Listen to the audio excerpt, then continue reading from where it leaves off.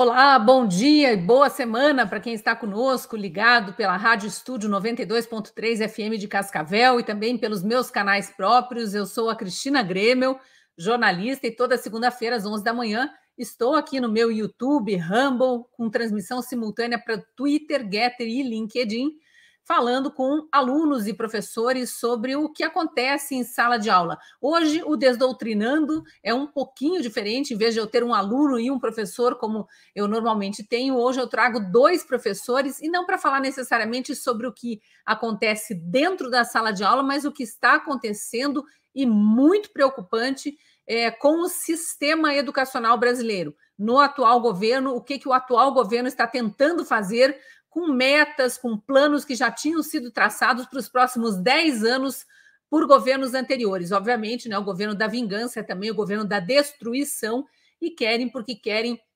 mudar, forçando a barra, algumas das decisões que tinham sido feitas com a comunidade escolar, ouvindo professores, ouvindo educadores, estudantes, especialistas em educação e ensino. Agora estão tentando mudar, mas há uma força de resistência e resiliência entre essas pessoas. Os dois professores que eu trago hoje, então, com muito prazer, já chamo aqui para a conversa a professora Andréia e o professor Hermes. Eles já vão se apresentar para dizer quem são, o que fazem, e aí a gente entra no assunto do CONAE 2024, que é o Conselho Nacional de Educação, e a gente já vai entender melhor essa história. Andréia, muito bem-vinda, bom dia, obrigada por aceitar esse convite. Vou deixar você se apresentar aqui para os nossos espectadores e para os ouvintes da rádio que nos acompanham nesse momento. Bom dia, Cristina, muito obrigada pelo convite. Bom dia, Hermes. Bom dia, pessoal, uma alegria. Eu sou a professora Andréia, trabalho com educação há pelo menos 20 anos, trabalhando com educação no sistema público e no sistema privado, né? E agora tenho dedicado pelo menos há 10 anos uma pesquisa séria sobre educação e as políticas públicas educacionais no Brasil, e por isso mesmo tenho trabalhado e atuado nessas questões mais sérias, como o Plano Nacional de Educação, a Conferência Nacional de Educação, e agora, como a CONAE se coloca aí em positiva novamente, diante aí as portas de uma nova conferência no mês de janeiro, tenho atuado de forma mais incisiva também. Então, é uma alegria estar aqui. Muito obrigada. Professora Andréia, falando de São Paulo, capital, e o professor Hermes Neri está falando também de São Paulo, mas de outra cidade, né, professor? Vou deixar o senhor se apresentar, e muito obrigada por aceitar participar do programa aqui hoje. Eu que agradeço, e agradeço aí pelo convite, professora Andréia, Cristina Kramer, parabenizo pelo seu trabalho como jornalista, atenta, né, às questões candentes aí do dia a dia, aos desafios, e também no campo da educação, porque vocês sabem que, depois a gente pode falar um pouco melhor sobre isso, o Ministério da Educação foi criado em 1930, e já logo em seguida tivemos o Manifesto dos Pioneiros da Educação Nova, e praticamente toda a linha, né, da educação no Brasil seguiu o que está lá no Manifesto dos Pioneiros da Educação Nova, e a gente teve duas, praticamente, LDBs, uma antes do regime militar, outra depois. Vamos explicar o que é a LDB, a Lei de Diretrizes e Bases, digamos assim, a Constituição que rege, né, a educação brasileira. Depois a gente pode falar um pouquinho sobre isso, mas o que importa saber é que, depois com a redemocratização, e depois com as gestões, que começou com a FHC, com Paulo Renato Souza, e depois, principalmente nas gestões lulopetista, nós tivemos aí um modelo de educação que intensificou um processo de centralização, depois a gente falar um pouquinho sobre isso, com toda uma agenda ideologizada da esquerda, no mundo todo, aquele internacionalismo da esquerda, junto agora também com a agenda do globalismo, que é tecnocrata. Então, em 2014, nós tivemos em Brasília, eu sou coordenador nacional do movimento Legislação em Vida, e a gente esteve em Brasília para evitar que no Plano Nacional de Educação, várias medidas que eles queriam, como dentre elas a ideologia de gênero, a gente conseguiu barrar isso com vários grupos em todo o Brasil, mas agora vão fazer 10 anos, tá? De 2014 a 2024, e agora, novamente, o PT está aí, e eles estão já pisando no acelerador, e agora com mais dinheiro, porque o Fundeb foi aprovado, né? Fundeb em caráter permanente, como o PEC, nós somos contra isso, inclusive por conta desse processo todo, que favorece essa agenda, e agora os desafios estão aí, o PT está de volta, e pisando no acelerador, e a gente está de novo se mobilizando, porque é uma agenda contra a família, contra princípios e valores, né, caros, que a gente precisa estar atento, esse processo de doutrinação crescente, com as premissas já conhecidas, e é um pouco isso que está acontecendo. Eu sou especialista em bioética, né, pela PUC do Rio de Janeiro, sou graduado em História pela PUC de São Paulo, e pós-graduado pela PUC do Rio de Janeiro. Também amo de paixão estar com os alunos de sala de aula em São Paulo durante muitos anos, hoje estou no interior de São Paulo, mas com cursos online também, etc. E é isso, mas a gente vai ter a oportunidade de, por alto, falar um pouco sobre esses desafios. Isso, o professor Hermes Neri já fez uma introdução ao assunto aqui, né, professora Andréia? Eu queria até pedir desculpas para a audiência, que na abertura eu disse que iríamos falar do Conselho Nacional de Educação, mas é a Conferência Nacional de Educação. Explica um pouquinho o que é isso para quem não está inserido nesse universo do ensino. Olha só, a Conferência Nacional de Educação, nos moldes nos quais ela acontece hoje, começou a acontecer em 2010. 2010, entidades no Brasil inteiro se reuniram em conferência, junto com ditos especialistas e docentes, para definir propostas e metas para a educação nacional. Desde 2010, então, acontece a CONAI nestes moldes, mas a legislação brasileira já prevê uma conferência de educação há muitas décadas, né? Acontece que com o governo petista, o governo de esquerda, principalmente, falando, as conferências e os conselhos ganharam notoriedade. E aquilo que deveria ser só consultivo tem um ar normativo. Então, a CONAI, ela vai registrando ela é organizada pelo Fórum Nacional de Educação. O Fórum Nacional de Educação, ele foi estabelecido na CONAI de 2010, e este fórum, ele é formado por 34, se eu não me engano, entidades. Dentre essas entidades, né, entidades ligadas à educação em todos os setores, público, privado, além de ter entidades ligadas à educação superior e educação básica.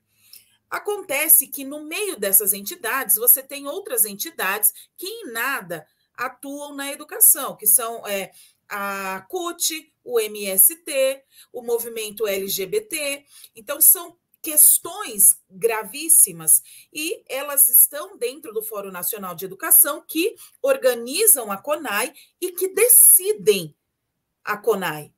Esse é o grande problema, né? A questão toda é que a CONAI, que era para ser uma conferência na qual a sociedade civil poderia dizer ali quais são as agruras da educação, as suas necessidades locais, a CONAI virou uma conferência de compadres, de entidades que são amplamente contra a família, amplamente contra a educação, de fato, como nós sabemos que deve ser educação. Então, o que nós temos é uma conferência que tem uma estrutura, em tese, na teoria, legal, lícita, e que deveria trabalhar combatendo os problemas educacionais e traçando metas reais para a educação. Agora, um chá das três, de comadres, que usam dessa estrutura amparada pelo Executivo Federal para definir a educação, a legislação educacional, sobretudo agora na construção do Plano Nacional de Educação, com vigência de 10 anos. Então, a CONAI, ela existe para debater educação, mas ela tem sido usada para fazer militância política. Professor, e é preocupante, se a gente já viu até evento do Ministério da Saúde com dancinha pornográfica em palco e com dinheiro público, né, bancando tudo isso, imagino no que pode virar essa conferência de educação com todas essas entidades aí que não tem preocupação nenhuma com educação e sim com doutrinação, que é exatamente o tema que a gente trata aqui toda semana nesse programa. Como que a sociedade está se organizando? O que vocês poderiam dizer, professor? Eu sei que há professores como vocês dois, né, e muitos outros. Semana passada, no meu programa de quarta-feira, que é o Tias do Zap e Tios do Churrasco, também conversei com dois ativistas, entre aspas, né, duas pessoas, dois cidadãos conscientes que estão por conta própria também reunindo amigos, grupos de pais e tal, e se organizando para participar dessas discussões. Mas como que o senhor tem visto essa mobilização contrária a essa tentativa de destruir exatamente o plano que já estava traçado para 10 anos? Né? Agora a gente sabe que eles estão tentando reverter e voltar à doutrinação paulo-freiriana que eles já tinham implantado lá para trás quando estavam no governo antes. Veja, a mobilização é forte, é uma mobilização cada vez mais consciente, crescente, principalmente da década passada. As ruas, né, mostraram claramente que o povo, a maioria do povo é contra a agenda que aí está, que envolve os ataques contra a família, a questão do aborto, a questão de gênero e tantas outras mais. Só que eles são mais organizados, eles aparelharam as instituições, eles ocuparam os postos nas universidades, na imprensa, em nos órgãos do Estado, e em setores das igrejas também. Então, essa organização dá para eles um poder maior, e é uma minoria que quer falar pela maioria, quer dizer, não tem representatividade efetiva. Por isso que essa mobilização ela tende a continuar e fazer pressão sobre os parlamentares, porque isso vai para o Congresso Nacional. Então, como nós fizemos em 2014, novamente temos que ir ao Congresso Nacional, como a gente sempre fez, primeiro, levar informação, né, aos parlamentares do que se trata, e depois buscar ali nas comissões, participar do debate, das audiências públicas, e conseguir o voto consciente, que agora, quando teve a votação do Fundeb, nós, por exemplo, perdemos uma excelente oportunidade no governo passado, em 2018.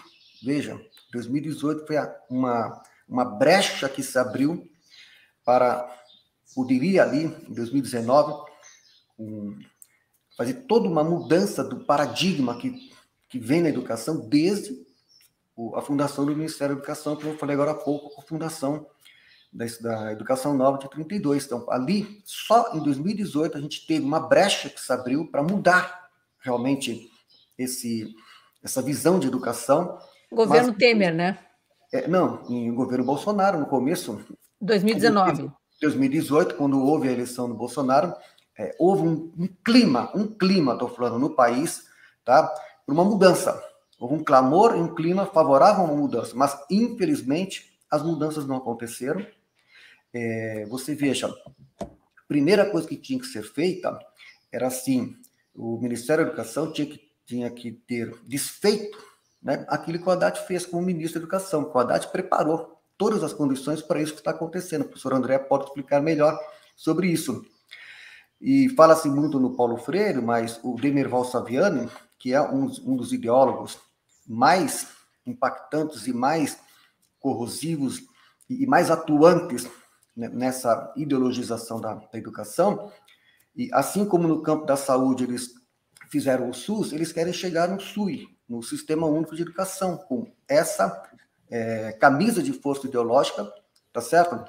E que o Haddad preparou em várias medidas no Congresso Nacional, com leis que foram encaminhadas e foram aprovadas, que realmente criou todas as condições para a doutrinação nas escolas, como a gente conhece hoje, criou todas as condições para que essa minoria impusesse o seu projeto, a sua visão de educação, que não é de acordo com o que a maioria pensa. A maioria das famílias, o povo pensa a respeito. Então, há uma crise de representatividade, essa minoria, ela está nos postos de decisão hoje, tá certo? Mas o povo, né, pode, com a mobilização, como a gente tem feito, a sociedade civil, a gente está indo no Congresso Nacional, mostrando realmente os pontos que precisam ser evitados para acelerar esse processo, e vamos continuar essa batalha para evitar essa camisa de força ideológica que tende a se acentuar se eles chegarem ao Sistema Único de Educação. Acho que aqui vale um breve retrospecto, né, André, da questão política também, porque o professor trouxe 2 nomes importantes aí. Um deles é Fernando Haddad, atual ministro da Economia, que está fazendo, aliás, na economia exatamente o que fez na educação, destruindo tudo que pode. Impressionante como esse pessoal tem a capacidade de desfazer o que funcionava para tentar implantar coisas que sabidamente não funcionam, né? Em outros governos já mostraram ser fracassadas. Mas Haddad, enquanto ministro da Educação, entrou com uma agenda muito forte, pesada, essa agenda de controle, o Estado avançando sobre o direito das famílias, sobre o direito dos pais, impondo algumas questões no currículo. E aí um outro nome que eu queria trazer, que é o do ex-presidente Bolsonaro, que começou a surgir para o público justamente por causa dessa questão educacional e das imposições que Haddad, então ministro da Educação, fazia. O famoso kit gay, né, no apelido que foi dado depois que o então deputado Bolsonaro trouxe a público essa denúncia de que havia essa tentativa de impor, via livros de crianças muito pequenas, livros escolares, a ideologia de gênero já nas escolas. Né? E não só isso, a promiscuidade, o ataque à família, e toda a agenda que a gente sabe que é vinculada especialmente à extrema esquerda, na qual o PT agora se insere muito, né, muito bem. Eu volto para você também a pergunta que eu tinha feito para o professor, a questão da mobilização. De que forma mais prática você acha que professores, pais, avós, né, enfim, todo mundo que está preocupado aí com a educação das crianças, de fato, né, pode ajudar, pode se mobilizar? O que procurar, com quem falar, de que forma falar? Maravilha. Olha, a mobilização ela tem sido muito grande e é uma surpresa, inclusive, porque quando a gente fala, por exemplo, de temas bem pesados, por exemplo, como o aborto, as pessoas se mobilizam muito facilmente, né? Porque é muito fácil você ver o problema do aborto ali. Mas a educação, muita gente acaba não entendendo muito bem qual é o problema. Só que com esse novo documento, e a gente deve agradecer às entidades que geraram esse documento da CONAI, esse novo documento deixou as famílias, deixou as pessoas muito bem dispostas a lutarem pela educação, porque o documento ele é persecutório e ele é explícito. Então, como a gente tem uma história da CONAI desde 2010, os documentos eles não deixaram de ser ideológicos, todos eles foram ideológicos, porque toda a estrutura do sistema educacional é ideológica hoje no Brasil. Né? Para vencer essa ideologia é preciso um plano de resgate, e isso é a longo prazo. Mas então as famílias, entendendo o problema desse documento e entendendo que esse documento pode gerar um projeto de lei que vai criar um plano nacional de educação por 10 anos que vai reger a educação nacional, elas começaram a se mobilizar. O que nós estamos fazendo? Conscientização. Então, as pessoas que ainda não entendem o que é a CONAI, quais são os perigos, as implicações da CONAI, a gente está fazendo o quê? Cartilhas, organizando aulas, palestras, para que as pessoas entendam, fazer panfletagem nas escolas, com os pais. Muitos pais nem sabem o que está acontecendo. Então, não dá para culpar simplesmente, dá para a gente atuar de modo a ajudá-los a entender o problema. Professora, deixa eu te cortar rapidinho, trazer o chat para a conversa aqui, porque eu acho que te ajuda, mas já quero voltar a te ouvir aí. Tem uma pessoa que escreveu aqui como todos nós, né, quem tem filho em idade escolar, faço parte de um grupo de pais, aqui, ó, Edilene Ferreira Rodrigues. Eu tenho um grupo de pais da escola do meu filho no Rio de Janeiro. É uma renomada escola com essa agenda esquerdista. Como podemos participar de outros grupos maiores? A gente precisa se apoiar. E tem aqui também a Nádia, professora, falando, pessoal, vamos compartilhar, precisamos fazer acontecer e mostrar ao Brasil o que a esquerda está querendo fazer com a educação no país. Então, tem pais e tem professores que realmente querem e às vezes não sabem como, né? fazer, além de claro assistir lives como essa e compartilhar para mais gente assistir e ficar antenada. Tem algum site que você acha que eles possam acessar? Se buscar no Google lá, CONAI, lembrando que a sigla é CO de conferência, N de nacional, NA de nacional, CONAE de educação. Então, escreve CONAE, né? Mas eu acho que tem algum site que as pessoas possam buscar mais informações, não tem? Olha, site específico nós não temos, né? Não tem uma estrutura nesse nível, mas eu disponibilizo todas as informações que tenho na minha rede social, que então já divulga a rede social aí. @Deia Medrado no Instagram, é a única que eu uso para isso, porque é o único instrumento que eu tenho neste momento, mas nós estamos nos organizando para que tenham outros grupos. Há grupos de WhatsApp divididos por região do Brasil para ajudar nessas situações. Então, nós ainda estamos organizando estes grupos para que as pessoas possam entrar. E as pessoas podem ajudar perfeitamente. Na coisa mais prática, saber o que está acontecendo. E se a pessoa tem condições de conhecer um vereador, conhecer um parlamentar, explicar para estes parlamentares o problema que está acontecendo, sobretudo os de Brasília, que são aqueles que vão nos ajudar na retificação desse texto. Né? Porque a gente tem que pensar assim, esse texto ele está sendo discutido nas conferências, então já foram as etapas municipais, nós agora vamos para as etapas estaduais e depois para a nacional. Quando este texto sair da CONAI, ele ainda volta para o Executivo Federal. E lá ele vai ser mexido de novo. Então é lá que o Executivo vai dar o toque de Midas neste texto, para que, então, ele vá para o Congresso Nacional. Quando chegar no Congresso Nacional, nós vamos precisar do conhecimento, do apoio e da ação dos nossos parlamentares.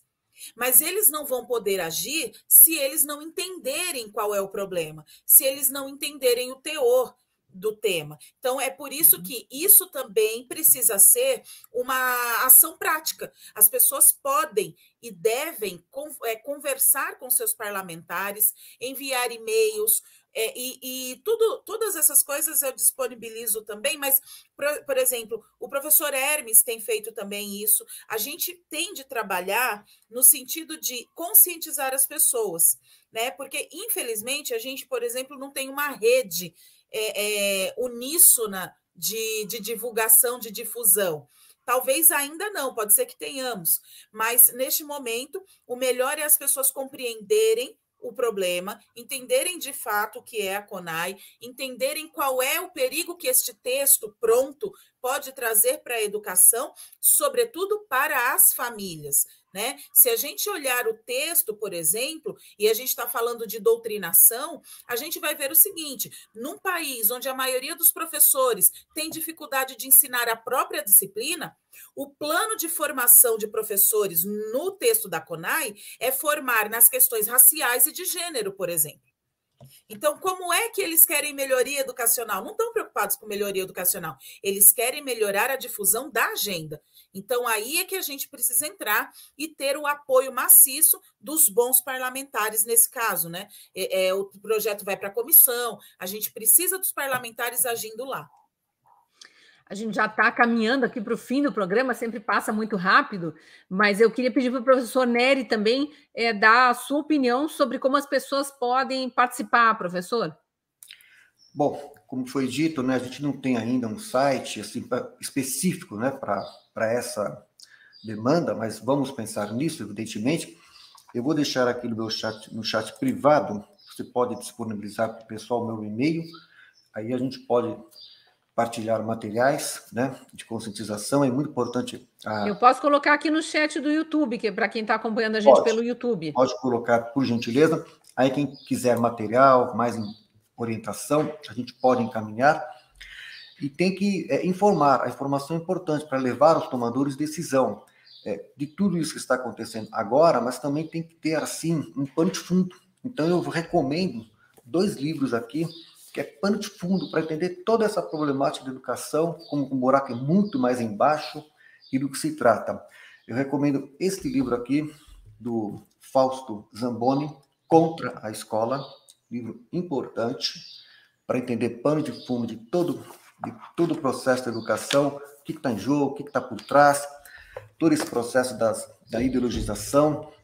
Esse livro do John Gay Taylor Gatto, Armas em Instrução em Massa, também um livro muito bom.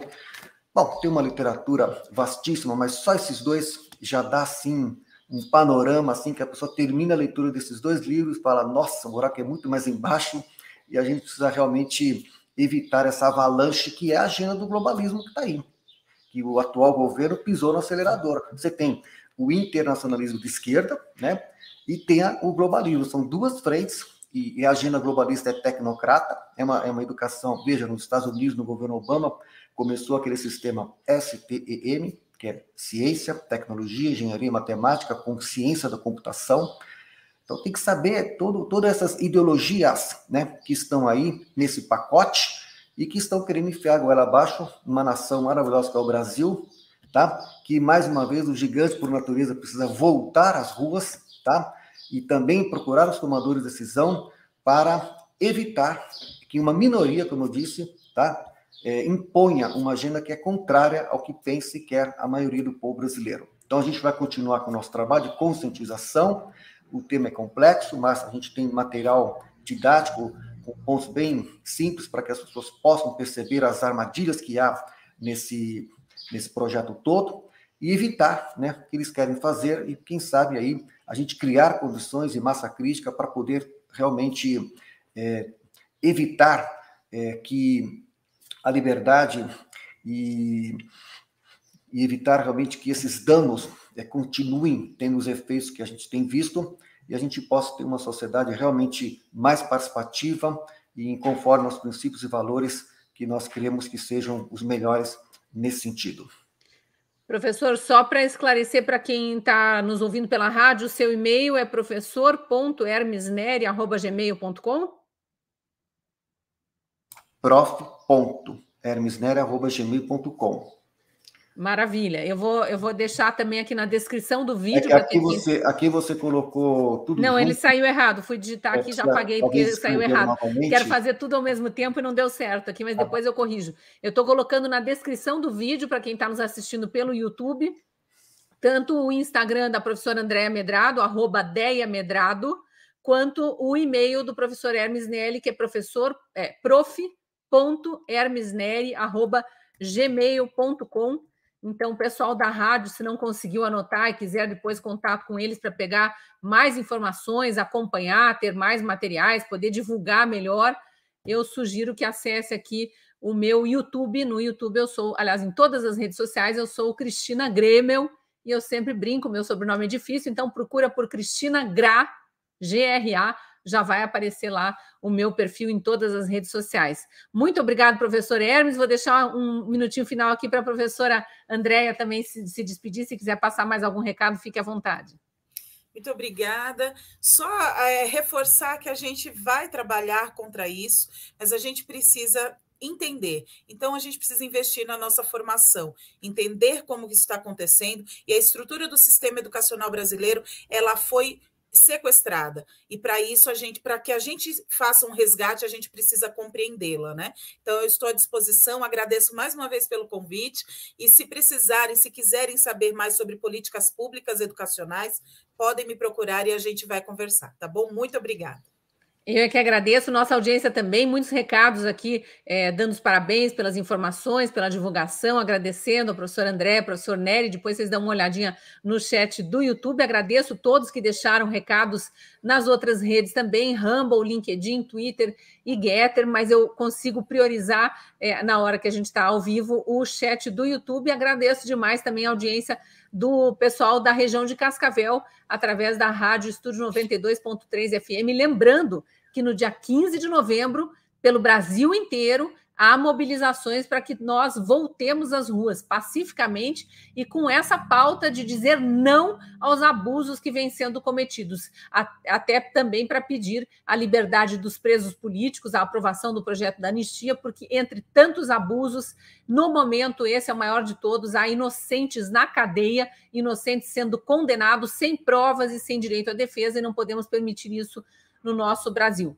Muito obrigada pela audiência. Eu volto na quarta-feira com o programa Tias do Zap e Tios do Churrasco. Até lá!